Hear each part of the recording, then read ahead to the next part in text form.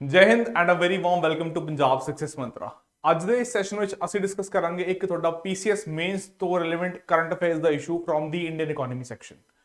So recently you must have seen in the newspapers that recently RBI data has shown that credit deposit ratio of northern and west regions have declined, but for certain other regions, for certain union territories, and also including for the newly created union territory of Jammu and Kashmir, this ratio has gone up. So what is important from your exam perspective that we know about what is this ratio, what is the significance of this ratio, and what are the limitations of this ratio, that is the credit deposit ratio, that we are going to talk about in today's session. So start करने से पहले एक बार ਤੁਹਾਡਾ ਜਿਹੜਾ schedule ਰਹਿੰਦਾ week ਦਾ ਇੱਕ ਤੁਸੀਂ ਦੇਖ ਸਕਦੇ ਹੋ। ਆਲ ਰਾਈਟ, ਸੋ ਇਸ਼ੂ ਜਿਵੇਂ ਕਿ ਮੈਂ ਦੱਸਿਆ ਕਿ ਬਈ ਆਰਬੀਆਈ ਨੇ ਰੀਸੈਂਟਲੀ ਕੀ ਆਪਣੀ ਇੱਕ ਕਹਿ ਲਓ ਜਿਹੜੀ ਡੇਟਾ ਰਿਲੀਜ਼ ਕੀਤਾ ਉਹਦੇ ਹਿਸਾਬ ਨਾਲ ਜਿਹੜਾ ਕ੍ਰੈਡਿਟ ਡਿਪੋਜ਼ਿਟ ਰੇਸ਼ੋ CDR ਜਿਹਨੂੰ ਕਹਿੰਦੇ ਆ ਅਸੀਂ, ਉਹ western and north Indian regions ਲਈ ਡਿਕਲਾਈਨ ਕੀਤਾ ਹੈ ਇਨ 2022, ਵਾਈਲ ਜਦੋਂ ਅਸੀਂ ਗੱਲ ਕਰ ਰਹੇ ਨਾਰਥ ਈਸਟ ਦੀ ਹੈ ਨਾ, ਜਿਹੜਾ 7 ਸਿਸਟਰ ਸਟੇਟਸ ਨੇ, eastern region the, central and southern reason ਦੀ, ਉੱਥੇ ਇੰਪਰੂਵ ਕੀਤੀ ਹੈ ਇਹ ਰੇਸ਼ੋ। ਤੇ ਇਹਦਾ ਕੀ ਮਤਲਬ ਬਣਦਾ ਹੈ ਉਹਨੂੰ ਦੇਖਾਂਗੇ, ਇਹਦੇ ਨਾਲ ਨਾਲ ਦੇਖਾਂਗੇ ਕਿ ਬਈ ਇਸ ਰੇਸ਼ੋ ਦਾ ਕੀ ਸਿਗਨੀਫੀਕੈਂਸ ਹੈ ਤੇ ਇਹਦੇ ਕੀ ਲਿਮਿਟੇਸ਼ਨਸ ਨੇ। ਸਭ ਤੋਂ ਪਹਿਲਾਂ ਜੇ ਅਸੀਂ ਗੱਲ ਕਰੀਏ ਇਹ ਰੇਸ਼ੋ ਹੁੰਦੀ ਕੀ ਹੈ, ਦੇਖੋ ਕ੍ਰੈਡਿਟ ਟੂ ਡਿਪੋਜ਼ਿਟ ਰੇਸ਼ੋ ਜਾਂ ਫਿਰ ਲੋਨ ਟੂ ਡਿਪੋਜ਼ਿਟ ਰੇਸ਼ੋ, ਜਿਹੜਾ ਕਿ ਜਿਵੇਂ ਕਿ ਨਾਂ ਵੀ ਕਲੀਅਰ ਕਰ ਰਿਹਾ ਇੱਥੇ ਕਿ ਅਸੀਂ ਕਿੰਨਾ ਬੈਂਕ ਕੋਲ ਜਿੰਨਾ ਕ੍ਰੈਡਿਟ ਕਿੰਨਾ ਆ ਰਿਹਾ ਜਾਂ ਫਿਰ ਲੋਨ ਕਿੰਨਾ ਆ ਰਹੇ ਨੇ, ਰਾਈਟ, ਲੋਨ ਕਿੰਨਾ ਦੇ ਰਿਹਾ ਤੇ ਡਿਪੋਜ਼ਿਟਸ ਕਿੰਨੇ ਆ ਰਹੇ ਨੇ, ਜਾਂ ਫਿਰ ਕਹਿ ਲਓ ਕਿੰਨਾ ਪੈਸਾ ਉਹਦੇ ਕੋਲ ਜਮਾ ਕੀਤਾ ਜਾ ਰਿਹਾ। ਦੇਖੋ ਸਿੱਧੀ ਜੀ ਗੱਲ ਹੈ, ਜਦੋਂ ਵੀ ਕੋਈ ਬੈਂਕ ਹੈ, ਵੀ ਆਲ ਨੋ ਕਿ ਬੈਂਕ ਕਿੱਦਾਂ ਆਪਣੇ ਲੋਨਸ ਨੂੰ ਮੈਨੇਜ ਕਰਦਾ ਹੈ, that the bank will take deposits from the customers and ਉਸ ਡਿਪੋਜ਼ਿਟ ਨੂੰ ਯੂਜ਼ ਕਰਕੇ the bank further gives out the loans, ਕਿ ਉਸੇ ਪੈਸੇ ਨੂੰ ਯੂਜ਼ ਕਰਕੇ ਬੈਂਕ ਲੋਨ ਜਾਂ ਫਿਰ ਕਹਿ ਲਓ ਜਿਹਨੂੰ ਅਸੀਂ ਕ੍ਰੈਡਿਟ ਕਹਿੰਦੇ ਆ, ਉਹ ਅੱਗੇ ਸਰਕੂਲੇਟ ਕਰਦਾ ਇਕਨੋਮੀ ਵਿੱਚ। ਜਿਹੜਾ ਇਹ ਇੱਥੇ ਡਿਪੋਜ਼ਿਟ ਲੈ ਰਿਹਾ ਬੈਂਕ, ਇੱਥੇ ਕੀ ਕਰ ਰਿਹਾ, ਡਿਪੋਜ਼ਿਟ ਲੈ ਰਿਹਾ ਹੈ। ਇਹ ਜਿਹੜਾ ਡਿਪੋਜ਼ਿਟ ਹੈ that is basically what, that is a liability of the bank, ਕਿ ਇਹ ਬੈਂਕ ਦੀ ਦੇਣਦਾਰੀ ਹੈ, ਇਹ ਬੈਂਕ ਦੀ ਲਾਇਬਿਲਿਟੀ ਹੈ, ਇਹਨੂੰ ਬੈਂਕ ਨੇ ਵਾਪਸ ਕਰਨਾ ਜਿਹੜਾ ਵੀ ਡਿਪੋਜ਼ਿਟ ਨੇ ਪੈਸਾ ਇੱਥੇ ਜਮਾ ਕੀਤਾ ਹੈ। ਜਦੋਂ ਅਸੀਂ ਲੋਨ ਦੀ ਗੱਲ ਕਰਦੇ ਹਾਂ, ਜਿਹੜਾ ਲੋਨ ਬੈਂਕ ਦੇ ਰਿਹਾ ਕਸਟਮਰ ਨੂੰ, ਅੱਗੇ ਕਲਾਇੰਟ ਨੂੰ, that is basically an asset of the bank। ਤੇ ਇਹ ਜਿਹੜੀ ਰੇਸ਼ੋ ਹੈ ਲੋਨ ਟੂ ਡਿਪੋਜ਼ਿਟ ਰੇਸ਼ੋ, ਕਿ ਬਈ ਲੋਨ ਉੱਤੇ ਇਨ ਦੀ ਨਿਊਮਰੇਟਰ ਡਿਵਾਈਡਡ ਬਾਈ ਦੀ ਡਿਪੋਜ਼ਿਟ, ਕਿ ਕਿੰਨਾ ਡਿਪੋਜ਼ਿਟ ਬੈਂਕ ਦੇ ਕੋਲ ਰਿਸੀਵ ਹੋ ਰਿਹਾ, that is basically the loan to deposit ratio or credit to deposit ratio। ਹੁਣ ਸਾਨੂੰ ਪਤਾ ਹੈ ਇੱਕ ਲੋਨ ਕੀ ਹੈ ਬਈ, ਸਾਡਾ ਐਸੈਟ ਹੈ ਇੱਕ ਤਰੀਕੇ ਨਾਲ, ਤੇ ਡਿਪੋਜ਼ਿਟ ਕੀ ਹੈ, ਲਾਇਬਿਲਿਟੀ। ਤੇ ਤੁਸੀਂ ਕਹਿ ਲਓ ਇੱਕ ਤਰੀਕੇ ਨਾਲ ਕਿ ਐਸੈਟ ਨੂੰ ਲਾਇਬਿਲਿਟੀ ਦੇ ਨਾਲ ਅਸੀਂ ਕੰਪੇਅਰ ਕਰ ਰਹੇ ਹਾਂ ਬੈਂਕ ਦਾ ਇੱਥੇ ਜਿਹੜਾ ਲੋਨ ਟੂ ਡਿਪੋਜ਼ਿਟ ਰੇਸ਼ੋ ਜੋ ਸਾਨੂੰ ਐਜ਼ ਅ ਰੇਸ਼ੋ ਦਿਖਾ ਰਿਹਾ ਹੈ, ਰਾਈਟ। ਹੋ ਠੀਕ ਹੈ, ਹੁਣ ਗੱਲ ਕਰਦੇ ਹਾਂ ਕਿ ਬਈ ਹੋਰ ਕੀ ਪੈਰਾਮੀਟਰਸ ਨੇ ਇੱਥੇ ਲੋਨ ਟੂ ਡਿਪੋਜ਼ਿਟ ਰੇਸ਼ੋ ਦੇ। ਤੇ ਜਿਵੇਂ ਕਿ ਮੈਂ ਦੱਸਿਆ already, it is a ratio of assets and liabilities of the bank. With this we have already discussed ਕਿ ਐਸੈਟ ਕੀ ਹੈ ਬਈ, ਜਿਹੜੇ ਵੀ ਲੋਨਸ ਬੈਂਕ ਨੇ ਦਿੱਤੇ ਨੇ ਉਹ ਸਾਰੇ ਕੀ ਨੇ, ਬੈਂਕ ਦੇ ਐਸੈਟ। ਕਿਉਂ? ਕਿਉਂਕਿ ਉਹਨਾਂ ਸਾਰਿਆਂ ਲੋਨਸ ਤੇ bank will earn certain return, bank ਨੂੰ ਕੁਝ ਪ੍ਰੋਫਿਟਸ ਜਿਹੜੇ ਨੇ ਜਾਂ ਕੁਝ ਕਹਿ ਲਓ ਬੈਂਕ ਦੀ ਕਮਾਈ ਹੋਏਗੀ ਇੱਥੇ। So that is why these are the assets of the bank. ਜਦੋਂ ਗੱਲ ਕਰ ਰਹੇ ਹਾਂ ਅਸੀਂ ਲਾਇਬਿਲਿਟੀਜ਼ ਦੀ, ਲਾਇਬਿਲਿਟੀ ਕੀ ਹੈ, ਜਿੰਨੇ ਵੀ ਬੰਦਿਆਂ ਨੇ ਡਿਪੋਜ਼ਿਟ ਕੀਤਾ ਹੈ ਬੈਂਕ ਵਿੱਚ ਪੈਸਾ, ਜੇ ਮੰਨ ਲਓ ਤੁਸੀਂ ਸੇਵਿੰਗਸ ਬੈਂਕ ਅਕਾਊਂਟ ਖੁਲਵਾ ਕੇ ਬੈਂਕ 'ਚ ਪੈਸਾ ਜਮਾ ਕੀਤਾ ਹੈ, ਉਹ ਪੈਸਾ ਜਿਹੜਾ ਹੈ ਬੈਂਕ ਨੇ ਤੁਹਾਡਾ ਵਾਪਸ ਮੋੜਨਾ ਹੈ, that is the liability on the bank, right? So that is the first thing। then usage ਕਿੱਥੇ ਹੈ, ਬੈਂਕ ਦੀ ਲਿਕੁਇਡਿਟੀ ਨੂੰ ਮੈਜ਼ਰ ਕਰਨ ਲਈ ਅਸੀਂ ਇਸ ਰੇਸ਼ੋ ਨੂੰ ਯੂਜ਼ ਕਰ ਸਕਦੇ ਹਾਂ। ਕਹਿਣ ਦਾ ਮਤਲਬ ਇਹ ਹੈ ਕਿ ਬਈ ਜਿੰਨੀ ਤੁਹਾਡੀ ਐਸੈਟ ਤੇ ਲਾਇਬਿਲਿਟੀ ਦੀ ਰੇਸ਼ੋ ਹੋਏਗੀ ਉਸ ਹਿਸਾਬ ਨਾਲ ਪਤਾ ਲੱਗੇਗਾ ਕਿ ਕਿੰਨਾ ਕੁ ਤੁਸੀਂ ਰਾਈਟ ਨਾਓ ਲਿਕੁਇਡਿਟੀ ਕਿੰਨੀ ਕੁ ਮੇਨਟੇਨ ਕਰਕੇ ਚੱਲ ਰਹੇ ਹੋ ਆਪਣੇ ਸਿਸਟਮ ਵਿੱਚ। then ਮੈਜ਼ਰ ਕਿਵੇਂ ਕੀਤੀ ਜਾ ਰਹੀ ਹੈ, ਡਿਵਾਈਡਿੰਗ ਬੈਂਕਸ ਟੋਟਲ ਲੋਨਸ ਡਿਸਬਰਸਡ ਬਾਈ ਦ ਟੋਟਲ ਡਿਪੋਜ਼ਿਟਸ ਰਿਸੀਵਡ, ਕਿ ਜਿੰਨੇ ਲੋਨ ਡਿਸਬਰਸ ਕੀਤੇ ਗਏ ਨੇ, ਡਿਸਬਰਸ ਦਾ ਮਤਲਬ ਕਿ ਜਿੰਨੇ ਲੋਨ ਜਿਹੜੇ ਨੇ ਉਹ ਆਲਰੇਡੀ ਅਪਰੂਵ ਹੋ ਕੇ they have been credited to the accounts of the respective you can say daughters, ਕਿ ਜਿਹਨੇ ਲੋਨ ਲਿਆ ਹੈ, ਰਾਈਟ। ਸੋ ਉਹਨੂੰ ਡਿਪੋਜ਼ਿਟ ਨਾਲ ਅਸੀਂ ਜਦੋਂ ਡਿਵਾਈਡ ਕਰ ਰਹੇ ਹਾਂ ਵੀ ਗੈਟ ਦ CDT ਜਾਂ ਫਿਰ LDR, ਜਿਹੜਾ ਤੁਸੀਂ ਲੋਨ ਟੂ ਡਿਪੋਜ਼ਿਟ ਰੇਸ਼ੋ ਦੀ ਗੱਲ ਕਰ ਰਹੇ ਹੋ। then indicate ਕੀ ਕਰ ਰਿਹਾ, ਦੇਖੋ ਇੱਥੇ ਇੰਡੀਕੇਟ ਕਰ ਰਿਹਾ how much of a bank's core funds are being used for lending, which is the main banking activity। ਕਿ ਜਿਹੜਾ ਵੀ ਬੈਂਕ ਦੇ ਕੋਰ ਫੰਡਸ ਨੇ, ਜਿਹੜਾ ਪੈਸਾ ਡਿਪੋਜ਼ਿਟ ਵਿੱਚ ਬੈਂਕ ਕੋਲ ਆ ਰਿਹਾ ਹੈ, ਉਸ ਡਿਪੋਜ਼ਿਟ ਦੇ ਪੈਸੇ ਨੂੰ ਯੂਜ਼ ਕਰਕੇ ਕਿੰਨਾ ਕੁ ਬੈਂਕ ਅੱਗੇ ਲੈਂਡਿੰਗ ਕਰ ਰਿਹਾ ਹੈ। ਕਿਉਂ ਬਈ ਲੈਂਡਿੰਗ ਜਿਹੜਾ ਹੈ ਉਹ ਵੀ ਆਲ ਨੋ that is one of the main functions of the bank, ਕਿ ਬੈਂਕਿੰਗ ਐਕਟੀਵਿਟੀ ਨੂੰ ਸਸਟੇਨ ਕਰਨ ਲਈ, ਪ੍ਰੋਫਿਟਸ ਕਮਾਉਣ ਲਈ ਬੈਂਕ ਨੂੰ ਅੱਗੇ ਲੋਨ ਦੇਣੇ ਪੈਂਦੇ ਨੇ। that is how the banking system operates, that is how the banking system earns its profits। so ਇਸ ਨਾਲ ਸਾਨੂੰ ਇਹ ਪਤਾ ਲੱਗ ਰਿਹਾ ਹੈ ਕਿ ਕਿੰਨਾ ਕੁ ਬੈਂਕ ਤੁਹਾਡਾ ਜਿਹੜਾ ਹੈ ਉਹ ਇਸ ਲੈਂਡਿੰਗ ਦੇ ਥਰੂ ਅਰਨ ਕਰ ਰਿਹਾ ਹੈ। ਠੀਕ ਹੈ ਜੀ, ਆ ਹੋ ਗਿਆ basic credit to deposit ratio ਜਾਂ ਫਿਰ ਲੋਨ ਟੂ ਡਿਪੋਜ਼ਿਟ ਰੇਸ਼ੋ ਦਾ ਮੀਨਿੰਗ।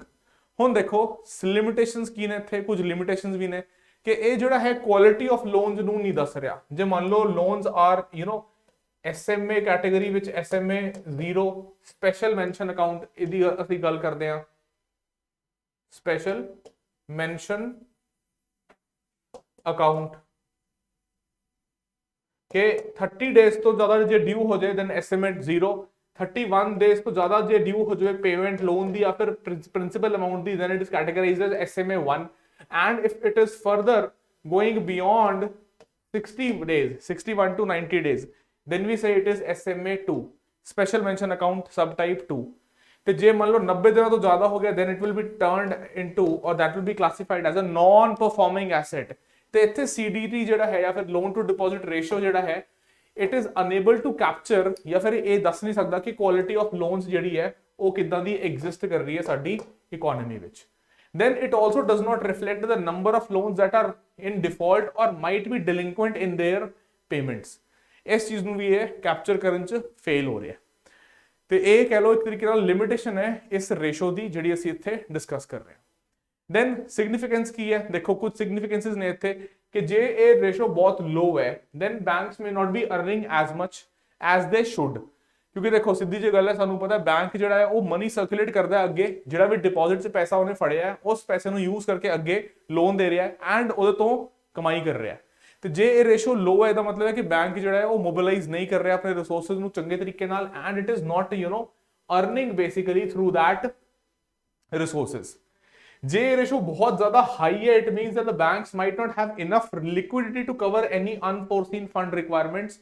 ਜਾਂ ਫਿਰ ਕਹਿ ਲਓ ਜੇ ਮੰਨ ਲਓ ਇੱਧਰ ਜਿਹੜਾ ਬੰਦਾ ਜਿਹਨੇ ਡਿਪੋਜ਼ਿਟ ਕੀਤਾ ਸੀ ਪੈਸਾ, ਜਿਹੜਾ ਡਿਪੋਜ਼ਿਟਰ ਹੈ, if he comes and demands for his money and the ratio is the high ਦਾ ਮਤਲਬ ਹੋਇਆ ਕਿ ਸਾਰਾ ਪੈਸਾ ਜਾਂ ਕਹਿ ਲਓ ਜ਼ਿਆਦਾਤਰ ਪੈਸਾ ਬੈਂਕ ਨੇ ਜਿਹੜਾ ਹੈ ਉਹ ਲੋਨ ਵਿੱਚ ਸਰਕੂਲੇਸ਼ਨ 'ਚ ਪਾਤਾ ਹੈ। so that will mean that the depositor or the demand of this depositor to get his money or her money back cannot be fulfilled by the bank। so that is a risk कि both high या फिर low ratio is not good for the bank। so you can say very high ratio is considered an alarming because in why, क्योंकि उत्थे की हो रहा है कि it is indicating pressure on the resources and it is also giving you a hint that capital adequacy is not maintained by the bank। कि bank दे कोल गल इत्थे की हो रही है, I'll just briefly explain it to you कि जे ये ratio बहुत ज़्यादा हाई है, ਇਹਦਾ ਮਤਲਬ ਹੈ ਕਿ ਇਸ ਚੀਜ਼ ਨਾਲ ਬੈਂਕ ਜਿਹੜਾ ਹੈ, ਦੇਖੋ ਜਿਹਨੇ ਵੀ ਬੈਂਕ ਦੇ ਵਿੱਚ ਮਨੀ ਡਿਪੋਜ਼ਿਟ ਕੀਤੀ ਹੈ, a person has deposited money in the bank, ਕੱਲ ਨੂੰ ਆਪਣੇ ਪੈਸੇ ਨੂੰ ਡਿਮਾਂਡ ਵੀ ਕਰ ਸਕਦਾ ਹੈ and the bank will have to repay that money। but ਜੇ ਬੈਂਕ ਕੋਲ sufficient liquidity ਹੈ ਹੀ ਨਹੀਂ ਹੈ, the bank does not have sufficient amount of money ਜਾਂ ਫਿਰ ਕਹਿ ਲਓ liquidity ਇਹਦੇ ਕੋਲ ਇੰਨੀ ਨਹੀਂ ਹੈ, ਤੇ ਇਹਦੇ ਕੋਲ ਅਸੀਂ ਬੋਲਾਂਗੇ ਕਿ it is not having adequate capital ਜਾਂ ਫਿਰ ਕਹਿ ਲਓ capital adequacy ਜਿੰਨੀ ਕਿ ਮੇਨਟੇਨ ਕਰਨੀ ਚਾਹੀਦੀ ਸੀ ਉਨੀ ਬੈਂਕ ਨੇ ਮੇਨਟੇਨ ਮੇਬੀ ਨਹੀਂ ਕੀਤੀ ਹੈ। so it will have higher pressure on its resources, it won't be able to satisfy the customers or the depositors who are coming and asking for their money, right? so that is the significance। ਹੁਣ ਸਾਡੇ case ਵਿੱਚ ਇੱਥੇ ਹੋਇਆ ਕੀ ਹੈ ਕਿ ਦੇਖੋ ਜਿਹੜੀ main ਅਸੀਂ ਗੱਲ ਇੱਥੇ ਡਿਸਕਸ ਕਰਨੀ ਸੀ ਐਨਾਲਿਟੀਕਲ ਪੁਆਇੰਟ ਆਫ ਵਿਊ ਤੋਂ, ਕਿ ਗੱਲ ਕੀਤੀ ਗਈ ਹੈ ਵੀ ਕਈ ਯੂਨੀਅਨ ਟੈਰੀਟਰੀਜ਼ ਨੇ ਜਿਵੇਂ ਕਿ newly created Jammu and Kashmir the union territory, ਇੱਥੇ ਦੇਖਿਆ ਗਿਆ ਕਿ ਹਾਂ ਅੱਛੀ ਖਾਸੀ ਜਿਹੜੀ ਹੈ ਠੀਕ ਹੈਲਦੀ ਰੇਸ਼ੋ ਸ਼ੋ ਕੀਤੀ ਗਈ ਹੈ ਲੋਨ ਟੂ ਡਿਪੋਜ਼ਿਟ ਰੇਸ਼ੋ। ਇਹਦਾ ਮਤਲਬ ਕੀ ਹੈ ਕਿ ਬੈਂਕਿੰਗ ਐਕਟੀਵਿਟੀ ਜਾਂ ਫਿਰ ਬੈਂਕ ਦੇ ਜਿਹੜੇ ਬੈਂਕਿੰਗ ਦੇ ਥਰੂ ਜਿਹੜੇ ਲੋਨਸ ਜਾ ਰਹੇ ਨੇ, ਦੇ show that some kind of growth and development is taking place in these regions. क्यों? क्योंकि देखो सीधी जी गल है, जे कोई लोन ले रहा है ਇਹਦਾ मतलब की है, लोन लैके कोई ना कोई कितना कितने इन्वेस्ट करेगा ਉਹਨੂੰ।